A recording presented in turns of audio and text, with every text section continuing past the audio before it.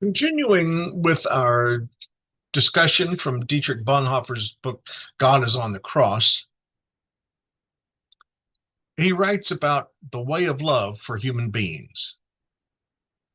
He says, Christ's time of passion begins not with Holy Week, but with the first day of his preaching.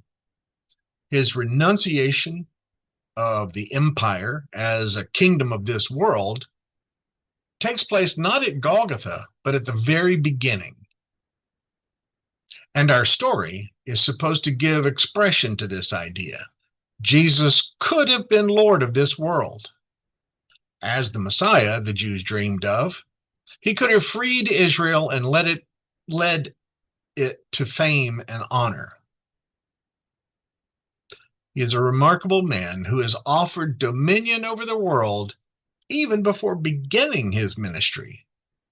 And it is even more remarkable that he turns down this offer. He knows that for this dominion, he would have to pay a price that is too high for him. It would come at the cost of obedience to God's will. He remains the free Son of God and recognizes the devil who wants to enslave him. Worship the Lord your God and serve only him. Jesus knows what that means. It means lowliness, abuse, persecution.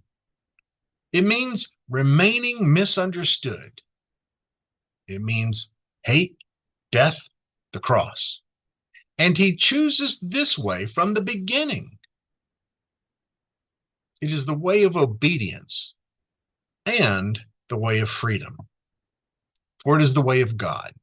And therefore, it is also the way of love for human beings. Wow. What is more loving than to say no to ourselves? To say no to the things that I've been offered: wealth, fame, power. Friedrich Nietzsche and others like him, Arthur Schopenhauer, all said that that is the thing that we want: power. Paul writes that all those things have to be surrendered. All those things will be turned over to Christ, all dominion, authority, and power. And for Jesus to be offered that and turn it down shows how remarkable he is.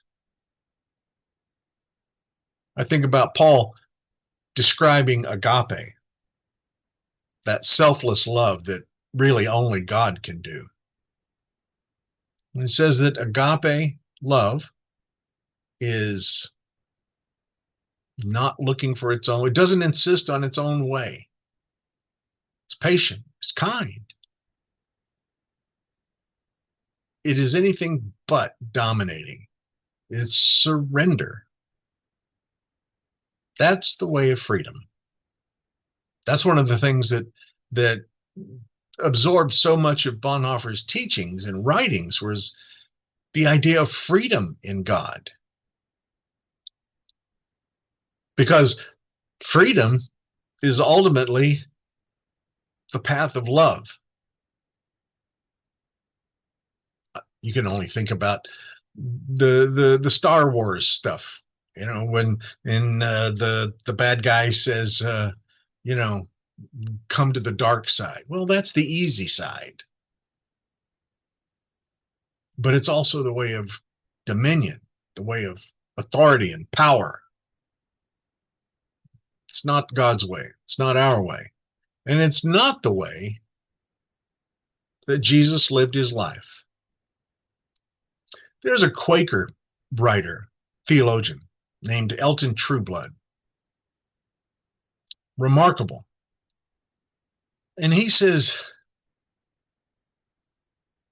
in the incarnation, with Christ coming to live among us, yeah, he shows us what God looks like.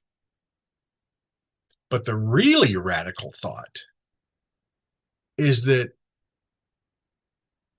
God looks just like Jesus.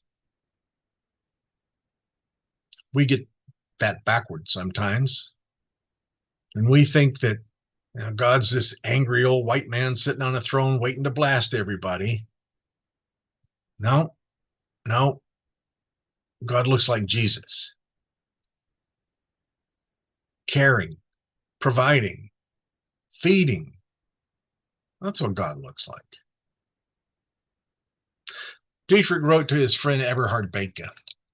He said, "You must know that I have never regretted for a moment my return in 1939, nor anything which then followed it. It all happened in full daylight and with good conscience. The fact that I sit here now in prison, I reckon also as participation in the fate of Germany to which I committed myself." Here's what happened when he's talking about returning in 1939.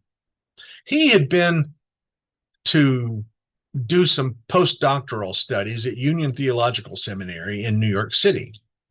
That's where he met Paul Lehman, Franklin Fisher, Jean Lasserre, others like that. Had a huge impact on him. Well, Paul Lehman had become a teacher himself, professor. Frank Fisher had become a teacher and a pastor. So when things were getting dicey for the Bonhoeffers and for Germany, Paul Lehman offered Bonhoeffer the chance to come to the United States, and he arranged a lecture tour.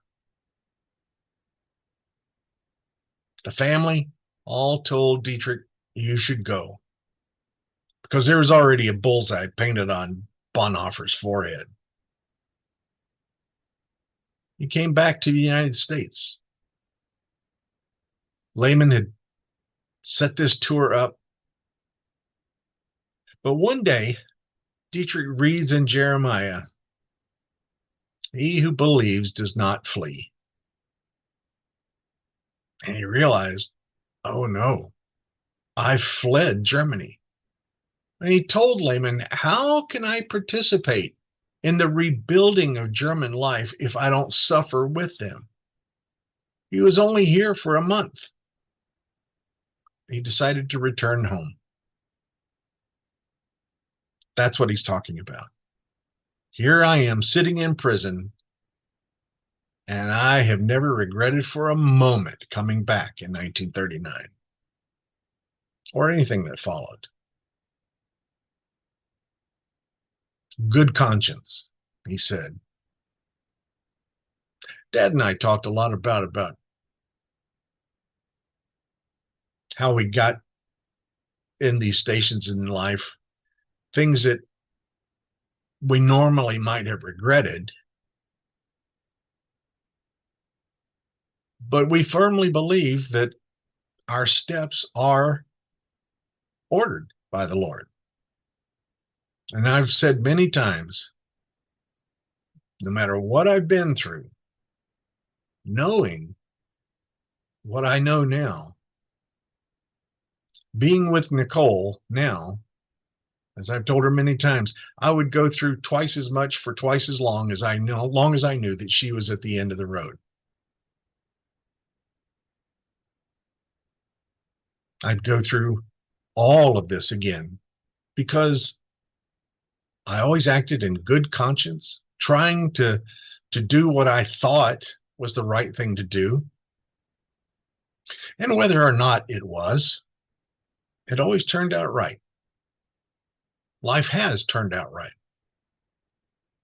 Just before he passed, Dad told Nicole and I don't regret anything. I'm happy. That's how we live. In Psalm 69, verses 13 and 14, "But as for me, my prayer is to you, O Lord. At an acceptable time, O God, in the abundance of your steadfast love, answer me. With your faithful help, rescue me from sinking in the mire. Let me be delivered from my enemies. and from the deep waters. Whenever you're ready, Lord, answer. I'll wait. Thanks be to God.